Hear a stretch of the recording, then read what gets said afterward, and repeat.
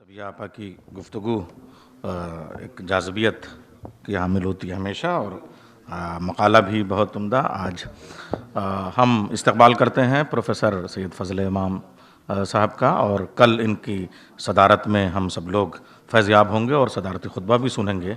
मगर ये उनका बड़कपन है, बड़ा ही होता है कि वो आज सुनने के लिए ही, या कैफ़ी साहब से जो मोहब्बत है, या वो जो सरज़मीन का भी, वो जो अली अहमद फ़ातमी साहब, अच्छा वो बात हो रही थी कि वो जो इलाका ही है सर, वो जो आज़मगढ़ का इलाका है, या वो बनारस से जो श्रावस्ती और आज़मगढ़ का वो वाला इलाका, वो अजीब दर्शन का इलाका है। वो दयार बहुत फ़लसफ़ों का दयार है।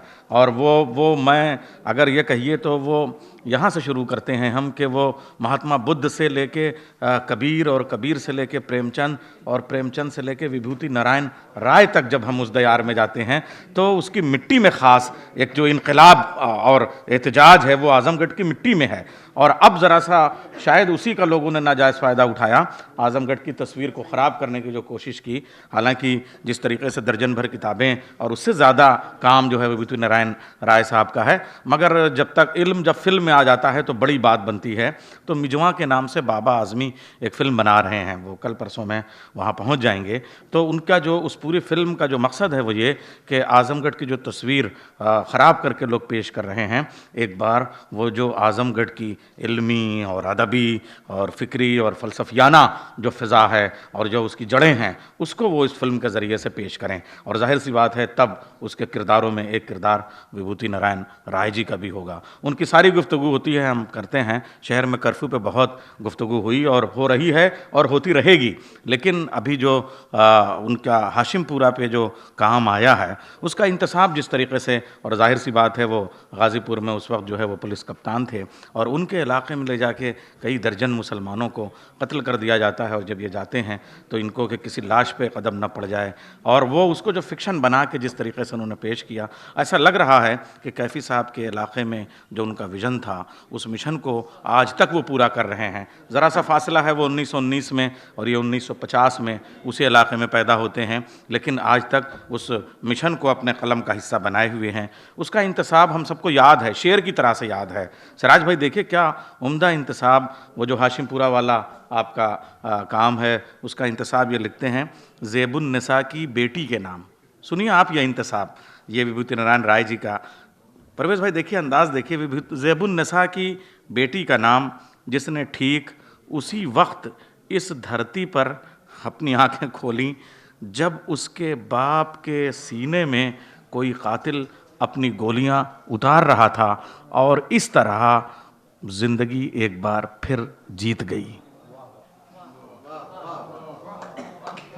ये विभूति नारायण राय जी की सतरें हैं, और इन्हीं लफ्ज़ों के साए में मैं उनसे गुजारिश करूंगा कि बहसियत में माने खुसूसी तशरीफ़ लाएं और कैफ़ी साहब पे गुफ्तगू। आज के जलसे के सदर और मंच पर मौजूद दूसरे मित्र, देवियों और सज्जनों, मैं समझता हूं कि कैफ़ी साहब के जो उनकी जो क्रिएटिविटी है, उनकी जो पोइट्री है और उनका जो प्रोज़ है, उस पर बहुत अच्छी बातें कही गई।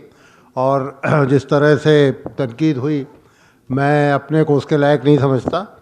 मैं सिर्फ कुछ चीज़ें जो कैफ़ी साहब की ज़िंदगी से जुड़ी हैं और इत्तेफाक से जिसमें मुझे गवाह बनने का मौका मिला, मैं उन्हीं को यहाँ पे याद करूँगा। आज से कई साल पहले आप सब जानते होंगे कि हमारे इलाके में दो बड़े लेखक हुए, दो बड़े राइटर हुए। एक तरफ कैफ़ी साहब थे, मैं अपने गांव को बीच में रख के ये बात कर रहा हूँ, और दूसरी तरफ राही मासूम रज़ा।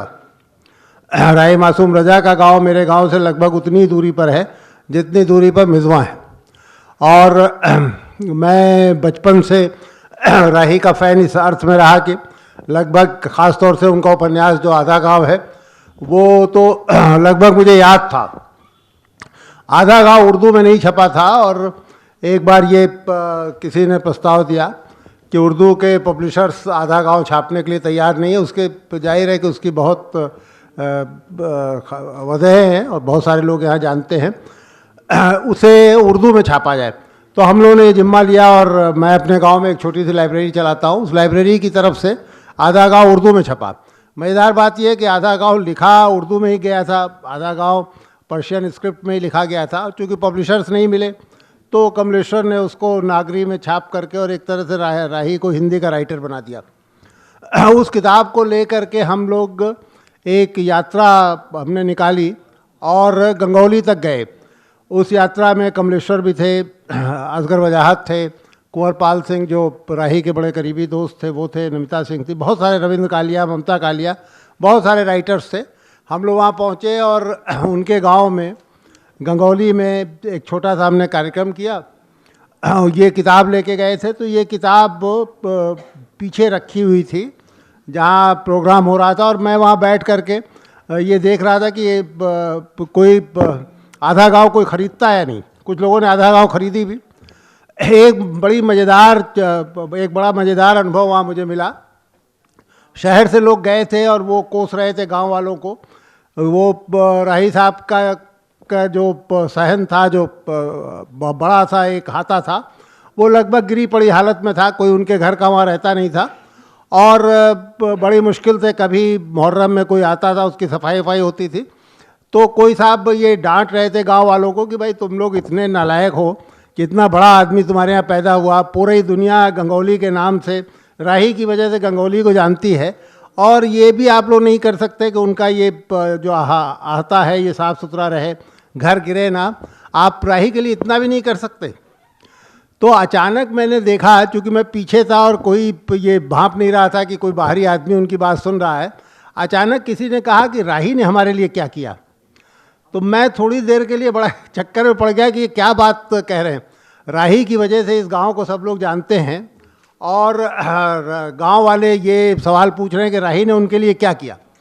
बाद में मेरी समझ में आया कि बात सही है, क्योंकि राही ने गंगौली जब छोड़ा उसके बाद कभी लौट के नहीं आए। वो पूरी गंगौली बेचते रहे, अलीगढ़ गए, दिल्ली गए, बम्बई गए, और जाहिर है कि पूरी उत्तर प्रदेश वाला निश्चित रूप से दिल्ली भी गया होगा, अलीगढ़ भी गया होगा, बम्बई भी गया होगा, कोई नौकरी की तलाश में, कोई इलाज के लिए, कोई फिल्म में काम कर तलाश था, वो पहुंचा होगा। और बड़े शहरों में जिस तरह से छोटे छोटे घरों में लोग रहते हैं, तो राही उनकी क्या खातिर बातिर कर पाए होंगे। तो वहाँ से वो वापस लौटा होगा और गांव में उसने कोसा होगा कि हमें पूछा भी नहीं, देखा भी नहीं। तो ये एक, जब ये बात मैंने सुनी तो अचानक मुझे याद आया कि हमारे गांव में, हमारे शहर में एक दूसरा गांव है जहां मिज़वा, जहां कैफ़ी साहब आए। और कैफ़ी साहब उस समय आए जब उनको फालिज मार चुका था। लोग अगर आजमगढ़ के किसी गांव में रह रहे हों और एक ऐसा गांव जो कैफ़ी साहब जब आए थे उस समय की कल्पना करिए, जब ना वहाँ बिजली थी, ना जब सड़क थी, ना पानी था, ना घर उनका पुराना जो पैतृक गिरा पड़ा घर था, उसमें आकर के एक फालिज मारा हुआ मरीज़ आकर के वहाँ रहने का इरादा करे और रहना शुरू करे, तो आप ये कल्पना कर सकते हैं कि कितना उस मिट्टी से उसको लगाव था। कैफ़ी और राही का ये जो फ़र्क मुझे उस दिन समझ में आया जब मैं गंगौली में था। तो उससे एक नई तरह की, लिखते हम सब लोग हैं और सब लोग बड़ी बड़ी बातें लिखते हैं, सब समाज को बदलने की बातें करते हैं, सब दुनिया को खूबसूरत बनाने की बातें करते हैं, लेकिन उसमें हमारा कितना कंट्रीब्यूशन होता है जब हमें मौका मिलता है, हम उसमें कितना करते हैं, ये जब मिज़वा जाते हैं तो हमारे समझ में आता है। एक और मेरा व्यक्तिगत अनुभव था, जब ये कैफ़ी साहब जा रहे थे अपने गांव में, इत्तेफाक से उन दिनों मैं लखनऊ में आया हुआ था, मैं सुल्तानपुर में तैनात था और लखनऊ आया हुआ था। और मुझे आज तक याद है कि यूपीएसईबी उस समय होता था, जो आज पावर कॉरपोरेशन कहलाता है। यूपीएसईबी के चेयरमैन को मुख्यमंत्री ने बुला करके ये कहा था कि भाई देखो, ये कैफ़ी साहब हैं, उनको दिखाते हुए अपने ड्राइंग रूम में बैठा करके, और ये अपने गांव जा रहे हैं। अब इनके गांव में एक मिनट भी बिजली नहीं जानी चाहिए। अगर वो इसलिए गांव छोड़ के वापस बम्बई चले गए कि बिजली नहीं थी, तब फिर ये ठीक नहीं होगा।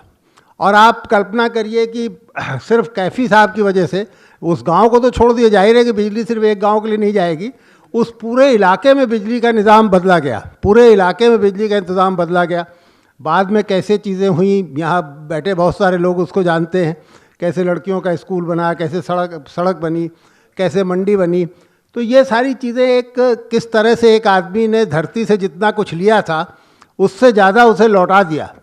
या कम से कम उस धरती को, उस इलाके को उस तरह से बेहतर और ख़ूबसूरत दुनिया में तब्दील करने की कोशिश की जिस तरह का तसव्वुर वो अपनी शायरी में करता था। तो ये एक बहुत बड़ा, मैं समझता हूँ कि कैफ़ी साहब का जो एक बड़ा कंट्रीब्यूशन है वो हमें याद रखना चाहिए। एक आदमी को 100 साल बाद अगर हम याद कर रहे हैं तो जाहिर है उसमें कोई ख़ास बात रही होगी। तमाम लोगों को पैदा हुए 100 साल हो जाते हैं, पैदा हुए 20, 25, 50 साल में भी कितने लोगों को हम याद करते हैं। तो ये एक अपने आप में एक महत्वपूर्ण बात है। उसी बहाने हम उस समय को याद करते हैं जो ये शताब्दी बीती, जो सदी बीती, जो 100 साल बीते, वो कितनी महत्वपूर्ण थी, कितने बड़े परिवर्तन दुनिया में हुए, कितनी बड़ी चीज़ें हुई हमारे आँखों के सामने, कितनी बड़ी चीज़ें टूटी। एक सोवियत रूस बना, सोवियत रूस ख़त्म हुआ, 2 बड़ी जंगें हुई, एक पूरी दुनिया में जैसे आप कह सकते हैं कि इतना उथल पुथल मचाने वाली सदी शायद ही कभी आई होगी। विचार के स्तर पर, आप ट्रांसपोर्ट के स्तर पे देखें, जो प्रॉस्पेरिटी का डिस्ट्रीब्यूशन हुआ और जिस तरह से फिर प्रॉस्पेरिटी चंद हाथों में आकर के कंसंट्रेट हुई, ये सारी तमाम ऐसी चीज़ें हैं जो जब हम कैफ़ी साहब को याद करते हैं तो हमें इन पर नज़र डालनी चाहिए। हमारे अपने समाज में आप देखिए, आज से 70 साल 72 साल पहले जब हम आज़ाद हुए तो कितने बड़े बड़े सपने लेके आए थे। जवाहरलाल नेहरू जैसी एक बड़ी शख्सियत हमको मिली थी जिनकी छाया में कैफ़ी साहब या इस तरह के तमाम शायरों ने एक ख़ास तरह के समाज की कल्पना की थी। हम बदलना शुरू भी हो गए थे और ये छोटी बात नहीं थी। मैं तो हमेशा ही सोचता हूँ कि 1947 में कैसे हम एक सेकुलर डेमोक्रेसी बन गए। बड़े छोटे से एक बहुत स्थूल किस्म का, जिसे ओवर सिंप्लीफाइड अगर कहें, उस पर इस देश का विभाजन हुआ था, बंटवारा हुआ था। कहा गया कि साहब हिंदू और मुसलमान 2 अलग नेशन है, साथ नहीं रह सकते। लेकिन हमारी लीडरशिप ने इसको नकारा। हमारी लीडरशिप ने एक सेकुलर निज़ाम कायम किया, एक सेकुलर डेमोक्रेसी कायम की और काफ़ी दूर तक हम चले भी। लेकिन कहीं ना कहीं कोई लड़खड़ाहट थी, कहीं ना कहीं कोई दिक्कत थी। आज आप देख रहे हैं कि वो सारा का सारा प्रोसेस कई बार लग रहा है कि उलट गया। हमने 70 साल में कुछ हासिल ही नहीं किया। कई बार तो ये डर लगने लगता है, जिस तरह से हमारी सड़कों पे जो वारदातें हो रही हैं, जिस तरह की बातें लोग कर रहे हैं। अभी जालंधर में एक साइंस कांग्रेस हुई, वहाँ जिस तरह की बातें सुनाई दी तो आप चकरा जाते हैं कि अरे ये 70-72 साल में क्या हम यहाँ तक पहुँचे या हम वापस लौट गए। तो कैफ़ी साहब का जो राम का दूसरा वनवास अगर आप पढ़िए तो आपके समझ में आता है कि कैसे ये एक चर्निंग का दौर भी चल रहा है, जिसमें हम आगे बढ़ने की कोशिश भी कर रहे हैं। हम पीछे ले जाने वाले ताकतें भी हमें खींच रही हैं। लगभग वो आप डिकेंस का अगर टेल ऑफ 2 सिटीज़ याद करें, जिसकी शुरुआत ही इस तरह की होती है कि ये एक अद्भुत समय है, इसमें हम बहुत ऊपर भी जा रहे हैं और एक गर्त में भी गिर रहे हैं। लगभग उसी तरह का ये वक्त है, हमारे इम्तहान का वक्त है। और मैं समझता हूँ कि इसमें कैफ़ी साहब को याद करना, कैफ़ी साहब पर इस तरह का आयोजन करना, छोटी छोटी जगहों पे, छोटे शहरों में, लखनऊ तो खैर बड़ा शहर है, यहाँ तो आप लोग याद करते ही होंगे, लेकिन छोटी जगहों पे भी जा कर के हम कैफ़ी साहब को याद करें और कैफ़ी साहब के बहाने उन सारे वैल्यूज़ को याद करें, उन सारे मूल्यों को याद करें जिनके लिए कैफ़ी साहब ने अपनी पूरी ज़िंदगी सिर्फ शायरी नहीं की, बल्कि वो पार्टी के वर्कर के तौर पर, एक आप जिसे कह सकते हैं समाज शास्त्री के तौर पर, जो भारतीय समाज को समझने की कोशिश कर रहा था। इन सब के एक मिला जुला उनका स्वरूप है जो अपने वक्त में इंटरवेंशन कर रहा है। तो अगर हम छोटी जगहों पे भी जाके कैफ़ी साहब के बहाने ये सारी चीज़ें याद करें तो हो सकता है ये जो पीछे लौटने वाला दौर है ये थमे और फिर हम आगे बढ़ने की बात करना शुरू करें। बहुत बहुत शुक्रिया।